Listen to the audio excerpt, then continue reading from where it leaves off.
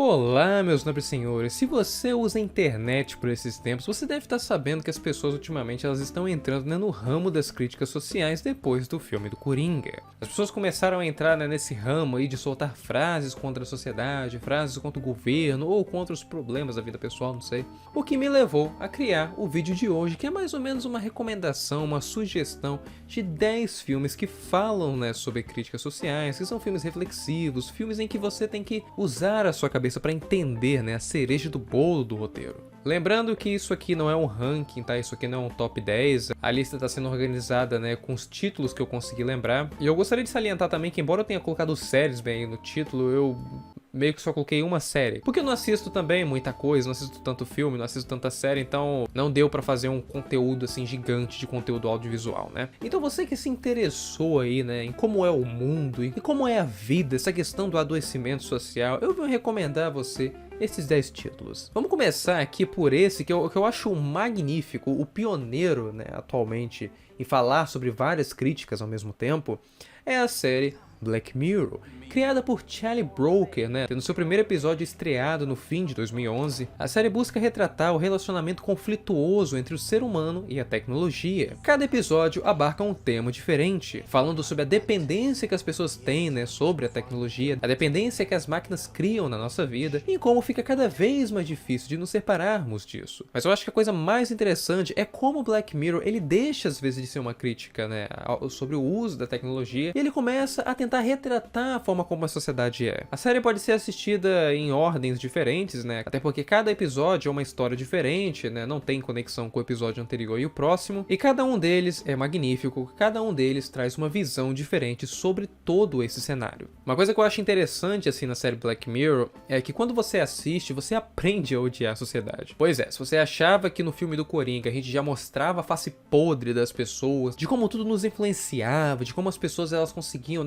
pisar na merda, ainda criar merda, Black Mirror sempre tá mostrando bem como é que as pessoas são podres, de uma maneira e de outra. Embora a série ela fala sobre tecnologia, muitas vezes você vai ver Black Mirror se encontrando com temas como, por exemplo, justiça, liberdade, relacionamentos interpessoais diversos, etc. E até mesmo meritocracia, eu tô conseguindo lembrar agora alguns episódios. Então, assim, é muito interessante se você tá querendo refletir sobre a sociedade atual e como a gente tá caminhando aí nesses tempos. Então fica aí, minha primeira sugestão, Black Mirror, ok? O segundo filme que eu lembrei, que veio antes, de Black Mirror, lá pros anos 90, mas ainda assim ficou reconhecido como um filme bastante reflexivo, principalmente no consumo que as pessoas fazem, de reality shows, é o Show de Truman, que foi estrelado, por Jim Carrey. A história, basicamente, se centra na vida de Truman, que vive numa cidade chamada Sea Haven, onde as coisas são um tanto, vamos dizer assim, perfeitas demais. Até que um dia, Truman descobre que tudo que ele vivia não passava de um reality show que era assistido pelo mundo inteiro. Então assim, não é bem um spoiler, até porque isso já é dito na sinopse. Então, sinopse não é. Você já tá falando, todas as pessoas que viviam a seu redor eram atores, eram atrizes, e tudo o que acontecia era influenciado pelo público, por votações que as pessoas faziam,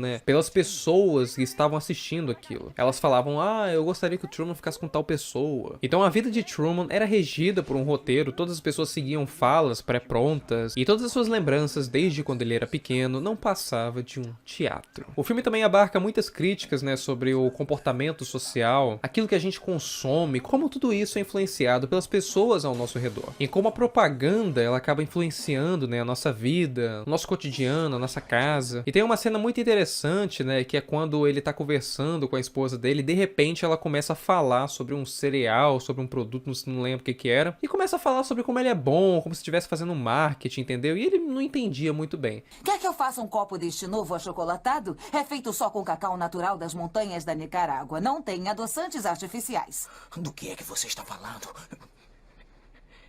E com quem?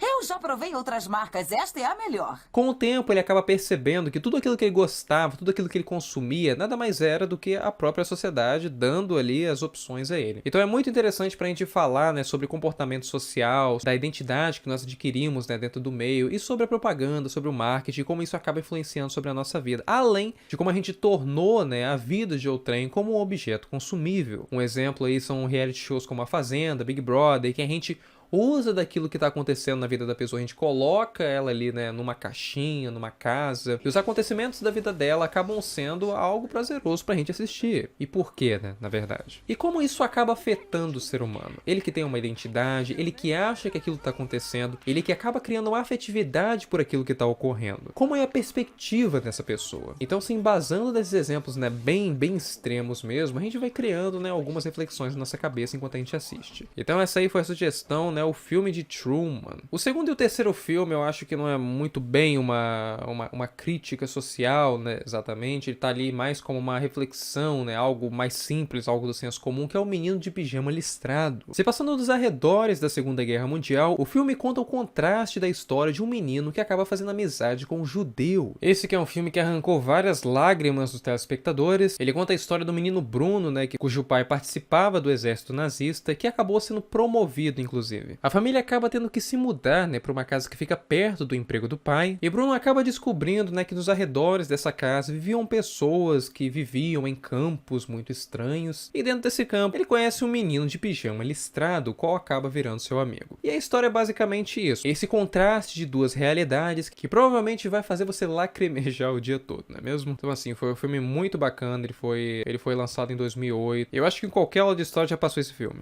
Ainda na mesma pegada, né, no mesmo ambiente da Alemanha nazista, a gente tem a história do pianista, que conta a história de um judeu, né, que era pianista, que ele acabou um dia tendo sua vida completamente mudada, com uma, digamos, mudança, né, nas diretrizes do governo. O filme se baseia na história real, né, de um cara que infelizmente o nome eu não consigo pronunciar, mas eu vou chamar de Spielmann, né, que é o sobrenome dele. Ele conta a história de como, né, Spielmann acabou sobrevivendo na Alemanha nazista, sobre as coisas que ele teve que passar e em como era a visão social de todas as pessoas que não eram arianas. O filme foi indicado a 7 Oscars e é considerado, né, um dos filmes mais básicos aí para você que quer estudar, né, a Segunda Guerra Mundial, então tá aqui como um dos filmes reflexivos. A próxima indicação tá na categoria dos filmes de Bergman, que aliás foi infelizmente o único filme que eu assisti, que é O Sétimo Selo. É um filme que conta a história de um cavaleiro, né, templário chamado Antonius Bloch, que após voltar das cruzadas, ao chegar em sua terra, ele encontra o seu lar completamente infestado pela praga e a morte. Nesse percurso, ele acaba morrendo. Mas aí é que vem um detalhe. No lugar de simplesmente morrer, Antonius acaba, né, fazendo um acordo com a morte. Ele a convida para jogar xadrez e diz que se ele vencer, ele pode viver. O filme ele aborda a temática do medo da morte por parte dos humanos, navegando nos mares do existencialismo e niilismo. Ao longo da narrativa, o filme nos traz várias reflexões que, embora queiramos, né, estar livres da morte, ela é inevitável. Então você que está fazendo aí filosofia, vale a pena conhecer. A próxima sugestão aí da nossa lista é o filme Onde Vivem os Monstros, lançado em 2008. O filme conta a história de um garoto chamado Max, que após brigar com a sua família, ele se encontra, né, numa ilha, num local completamente inusitado, um local onde ele encontra monstros e criaturas horrendas. E é nesse lugar também que ele acaba descobrindo que os monstros têm uma face diferente. Eu confesso assim que toda vez que eu assisti esse filme eu tive uma interpretação um pouco diferente, porque eu nunca conseguia entender com exatidão aquilo que ele estava querendo passar. Eu sempre achei que ele se tratava da fantasia, em como a gente se apropria dos medos, tentando buscar uma forma humana neles, né, pra gente compreender melhor e deixar de ter medo dessas coisas, e como no fim a gente acaba reconhecendo que os monstros, os nossos temores,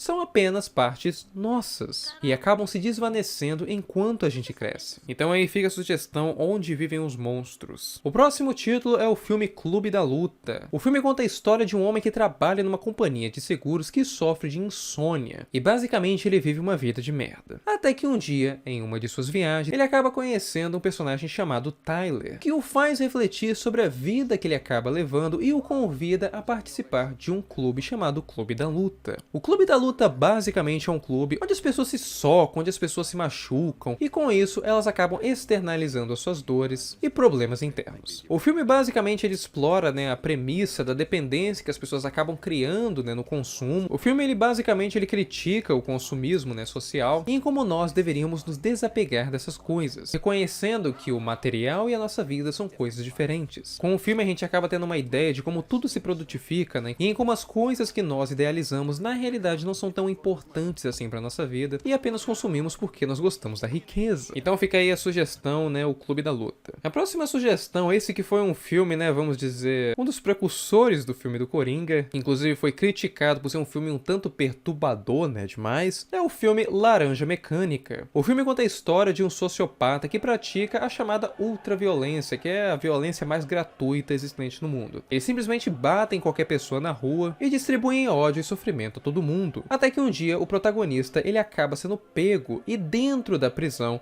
ele é submetido a um experimento que visa mudar o comportamento e tentar fazer com que aquele criminoso ele se torne um cidadão comum, a chamada cura da sociopatia e psicopatia. Só que o que acontece? O filme se baseia, né, nos ideais da psicologia comportamental, que, para quem não sabe, é basicamente o ramo da psicologia que tenta tratar os problemas, né, das pessoas através da mudança dos seus comportamentos, conhecendo os estímulos aversivos, aquilo que elicia ou reduz um determinado comportamento, atitude. E o filme ele critica basicamente isso. O filme ele explora essa linha tênue, né, do que é comportamento e do que é identidade.